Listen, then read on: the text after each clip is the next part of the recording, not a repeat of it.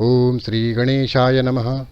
सर्वे नागाः प्रीयन्तां मे ये केचित् पृथ्वीतले ये च हेलिमरीचिस्था येऽन्तरे दिवि संस्थिताः ये नदीषु महानागा ये सरस्वतीगामिनः ये च वापीतडागेषु तेषु सर्वेषु वै नमः।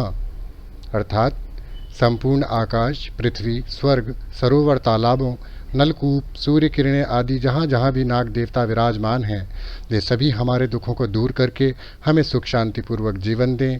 उन सभी को हमारी ओर से बारंबार प्रणाम हो। नमस्कार मित्रों, आज मैं आपको नागपंचमी की एक पौराणिक कथा सुनाने जा रहा हूँ।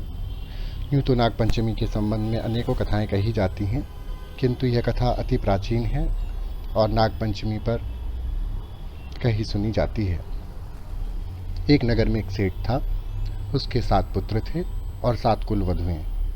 सबसे छोटी बहू, जिसका नाम कमला था, अत्यंत रूपवती, गुणी और सुशील कन्या थी। घर का सारा कामकाज उसी पर निर्भर करता था।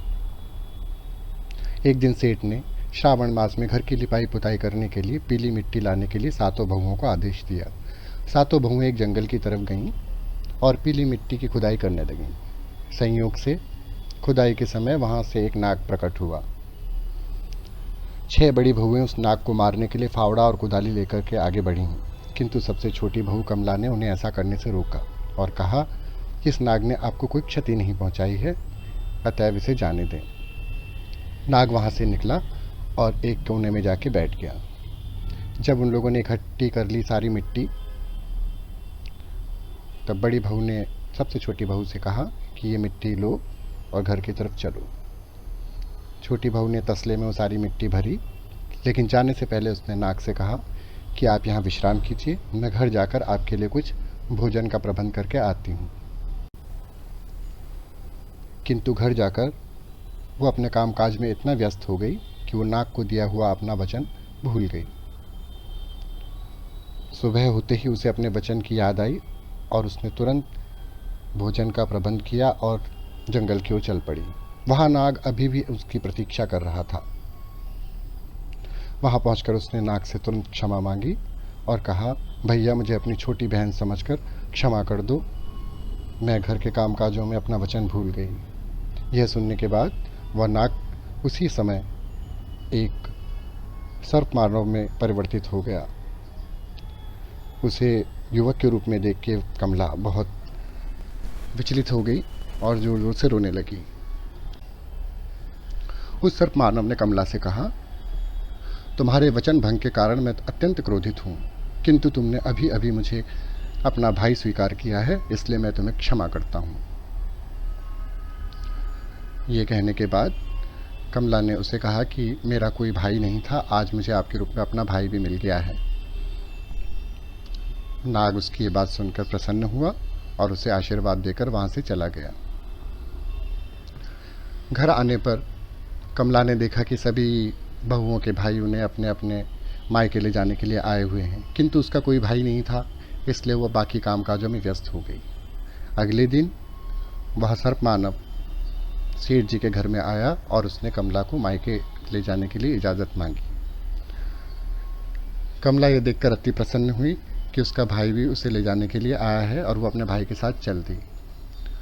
रास्ते में उस सर्प मानव ने कमला से कहा कि मेरे घर जाने के लिए रास्ते में अनेक प्रकार की कठिनाइयाँ आएंगी, अगर तुम्हें रास्ता चलने में किसी भी प्रकार का कष्ट महसूस हो तो तुम मुझसे कहना। वो दोनों आगे बढ़ने लगे।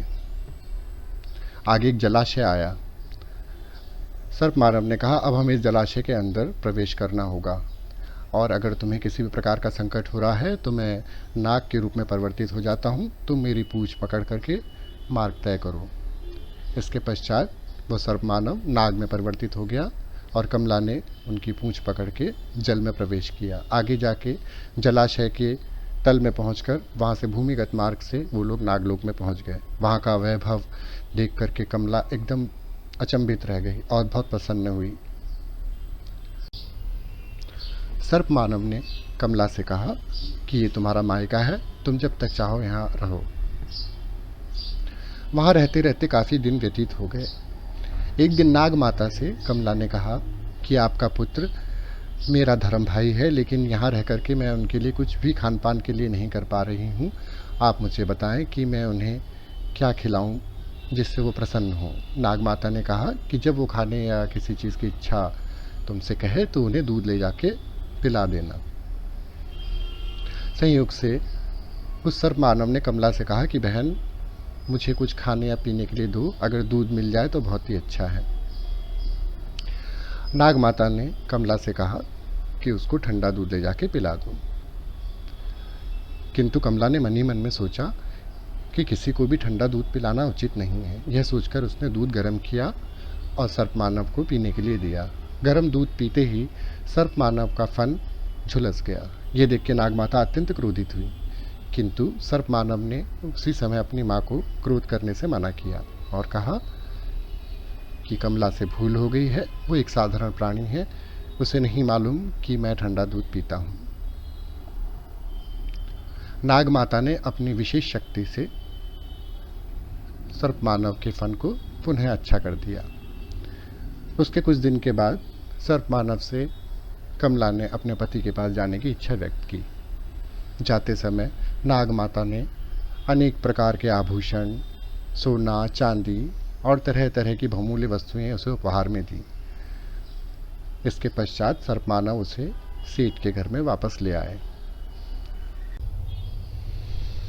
घर पहुंचने पर जब बड़ी बहू और बाकी जेठानियों ने देखा कि इतना सोना चांदी, इतनी बहुमूल्य वस्तुएं साथ में लेकर आई हैं, तो उनके मन में लालच आ गया और उन्होंने भी सर्प मानव से उपहारों की इच्छा व्यक्त की।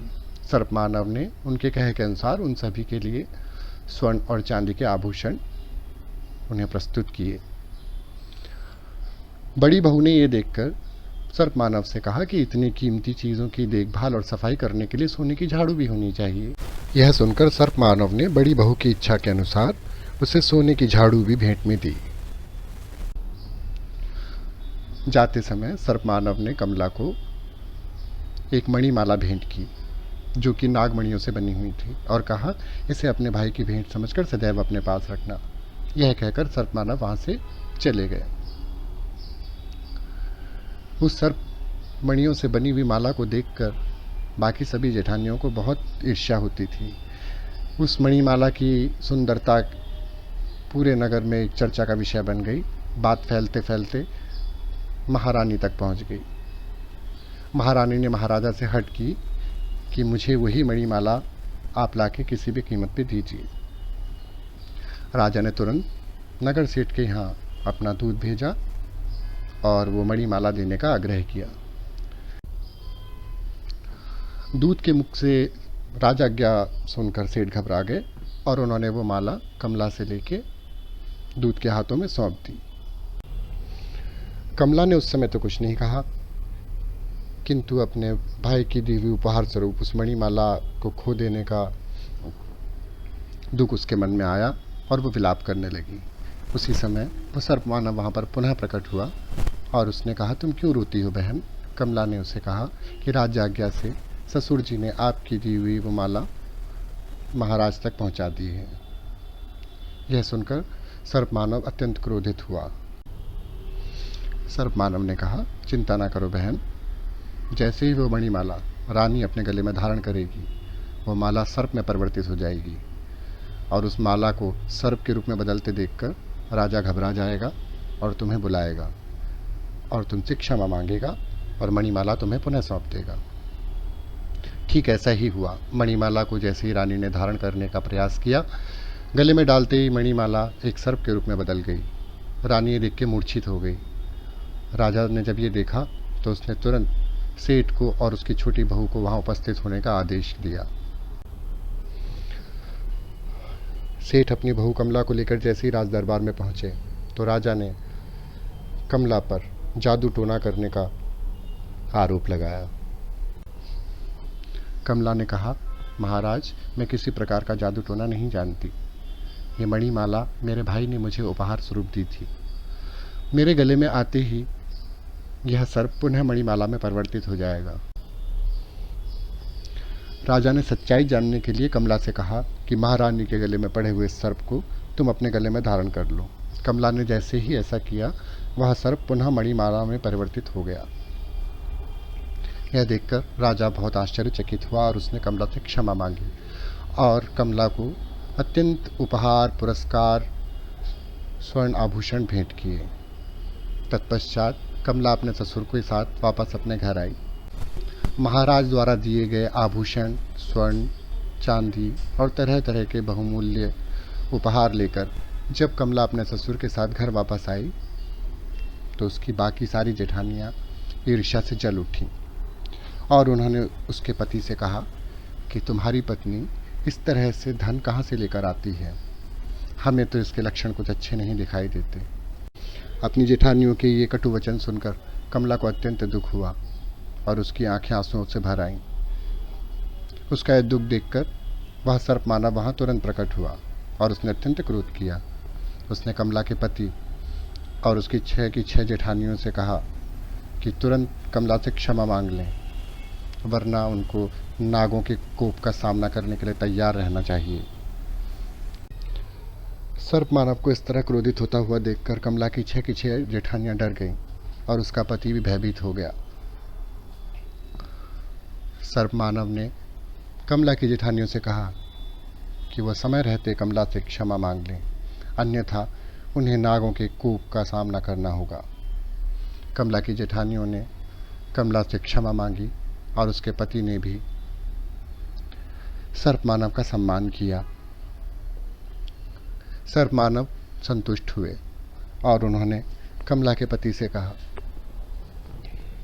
कि आज श्रावण शुक्ल पंचमी है।